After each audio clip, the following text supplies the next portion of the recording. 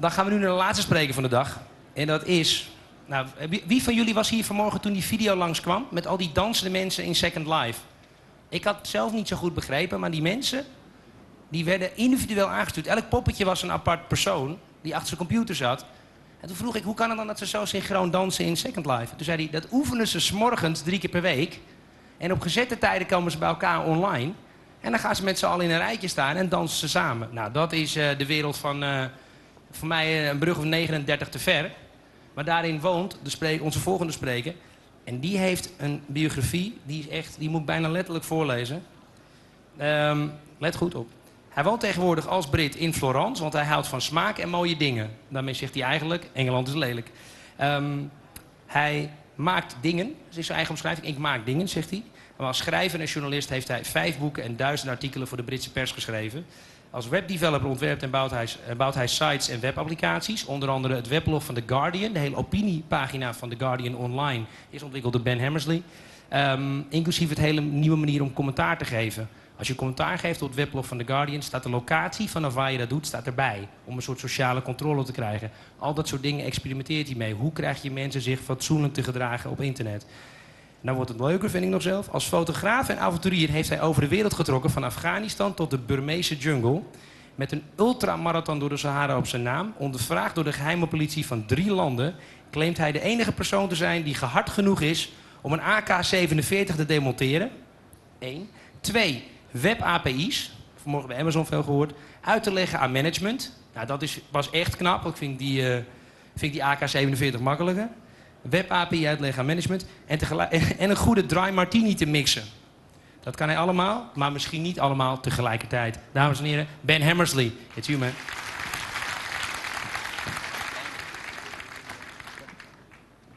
Right. Is this on? We good? Hello. I don't know what he said, but it sounded fantastic. That must be amazing. It's been a long day, hasn't it? And we're all ready for a beer, right? So I'm going to speak for 10 minutes, and then we'll all go outside and get thoroughly drunk. But I thought we'd sort of round the day off a little bit. One of the problems with these sorts of conferences, with everybody going off to different strands and different workshops and stuff, is we tend to lose the big picture. And the big picture here is that we're undergoing right now a new renaissance. Now, you all know the old Renaissance. Talking of big pictures, this is one of the biggest pictures there is. Mona Lisa, Leonardo da Vinci. This is Michelangelo's David. I live in Florence, in Italy, where the David is. This isn't actually the David, this is the copy of the David that sits outside and is surrounded by American backpackers. But the original Renaissance was a time of great change. If you all remember back then, I'm sure some of you were around at that point. It was a time of massive political upheaval in Europe. It was a time of new technologies. It was a time of great breakthroughs in art and science and medicine and literature and all of the good things in life. So let's talk a little bit. Let's start from the beginning. Let's talk about human development.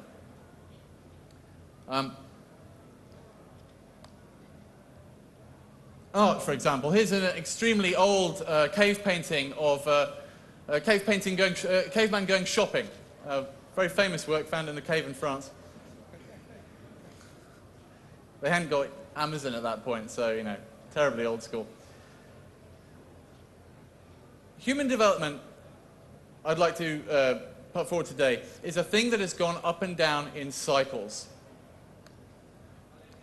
We went from the cave painting 50,000, 100,000 years ago to Michelangelo's David. And this very, very cheesily done graph that I made this morning sort of kind of shows the rate of change and the rise and fall of civilizations. Imagine, as if you will, this sine wave demonstrates anything. It's the rise and fall of Rome, or the rise and fall of Egypt, or the rise and fall of the British Empire, or the rise and fall of Microsoft, or whatever it is you will. Things start off pretty low down, they blossom, then they drop down again, and then they go back up again, and they drop down again. And they go back up again, and they drop down again. All the way through history, all the way through human development, we've been doing this. We had the Romans, and then we had the Dark Ages, and then we had the Renaissance, and then we had a bit of a rough time, and then we came back, and so on and so on and so on. Up and down, up and down. For example, Iraq, 2000 BC. The first cities of Mesopotamia. The first city, the city of Ur. Huge city, 3 million people. It's currently called Tikrit. It's currently got about 30,000 American troops running about it, and there's hardly any of the old buildings left, and there's hardly any buildings, in fact, left. Iraq, as a civilization, went up and down and up and down. And we had peaks, again, back to the Renaissance. We had Michelangelo painting naked blokes on the ceiling of the Sistine Chapel. Art criticism is my side point. But I'd like to say today that something really, really strange is happening. Something really weird is happening over the past 10, 15 years. Have you felt it? No? Well, if you'd taken anybody from any other part of history and you brought them over here in a time machine, apart from being very confused by pretty much everything, they would be able to tell you that human society now is undergoing a change that has never happened before. Never happened in the history of human beings.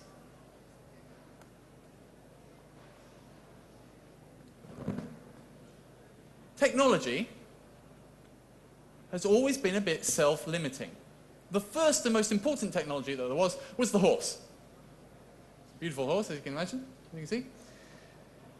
And the horse was domesticated by the Mongols, and as soon as they domesticated the horse and they were able to ride it, and they invented the saddle, they could sweep all the way across Asia, and they got all the way to Vienna, as everybody knows. Genghis Khan on his horse. The ultimate technology, right? The thing is with the horse, however, is once you've got a really good horse, you can't really get any better.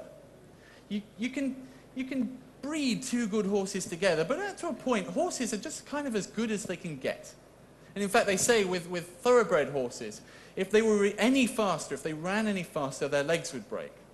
Horses are the best horses they possibly could be, and they'll never get any better. However, computers aren't like that. The thing that we do now, everybody in this room owes their living to the internet, owes their living to information technology, owes their living to computers, right? Computers are a completely unique technology because computers are the only technology in the history of human civilization where you use the technology to make a better version of the technology. You use today's computers to produce tomorrow's computers. And when you've got tomorrow's computers, which is obviously twice as fast, you use that computer to make the next one, and so on and so on and so on. You never get to the point, like we did with the horse about 50,000 years ago, where we went, well, actually, we can't get any better than the horse. You can't add an extra leg to it. You can't give it wings or anything. But with computers, you can use a computer to design a better one. For the first time ever in the history of human beings, we've got a technology which can't get worse, can't slow down, will only get better from now on. For the first time ever, information technology builds upon itself. Now, as we know, because we're all in this room together, in the business that we're in, information technology changes everything else in our lives. Somebody asked me in an interview a few weeks ago, what has the internet done for me? What has the internet done for my life? Has it improved any of it? And apart from just going, yeah, it made me think about what life was like 20 years ago without the internet and without mobile phones. What did people do? Really? Life was crap. Seriously, who here, okay, you go on holiday for 2 weeks and you're quite happy not to pick up your email, right? But what's the first thing you do when you get back home? You don't even unpack your suitcase. Back onto the email. Modern technology has seriously improved every single aspect of life. Every single aspect. Whether it's culture, whether it's science, whether it's art, whether it's entertainment, whether it's falling in love, whether it's hating people, whatever it is. Every single aspect of your life has been touched by technology, and the sort of technology which uniquely in the history of the human race is only going to keep on getting better and keep on building up.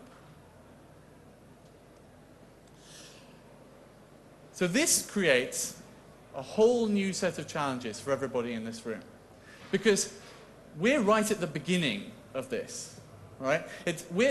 Everybody here, it's kind of like being Leonardo da Vinci's flatmate. You know, it's kind of like being Galileo's best friend. We're right there at the beginning of the revolution. In 50 years' time, your grandkids are going to sit down and sit at your knee, and you're going to tell them stories about what the internet was like when it was first starting. It's like being the guy who bought the first car in your town, right? You are right there. And because of that, everybody in this room has to realize and has to see the societal changes that are being brought about by this technology that we're all using. And I'm not talking about new ways of marketing or new ways of getting your message across or new ways of improving your clients' brands. Because at the end of the day, when you've left the company that you're at the moment, will you really care about your client's brand? Do you really care about your client's brand today? Well, perhaps not. But this is everything now. Society, everything is changing. And this technology, because it's a communications technology, enables us to talk to each other. For the first time ever. Now, I said I'd be short. So the points. We are very lucky bastards. Because we are right here. We are right here at the beginning of perhaps the most fundamental revolution in human civilization that there has ever been. Right? You think the people at the beginning of the Industrial Revolution, or when the car was invented, or when writing was invented, or when they invented printing, or whether they invented television, or when they invented chewing gum that doesn't lose its flavor. Whatever your favorite revolution is, this is better. Because this is the only revolution that isn't going to slow down and stop. This is it, right? This is completely changing, earth-shattering. However, we're also completely unlucky bastards. Because in 50 years' time, when your grandkids are sat around your knees with their holographic things and PlayStation 10s and all that sort of stuff, they're going to look at you and they're going to say, what did you do at the beginning of the internet revolution? What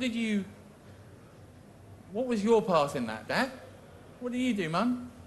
Granddad? What did you do? And so, as the last keynote and the last word on stage here today, apart from to send you out to get a beer, the message is that everything you've learned today, everything you do is hugely earth-changing, world-shattering. It's human society that we are reconfiguring here, not branding, not marketing, not how to get people to buy more Coke or listen to more podcasts. You are redefining human existence for forever. We're it. So go and get yourself a drink. We start tomorrow. Thank you.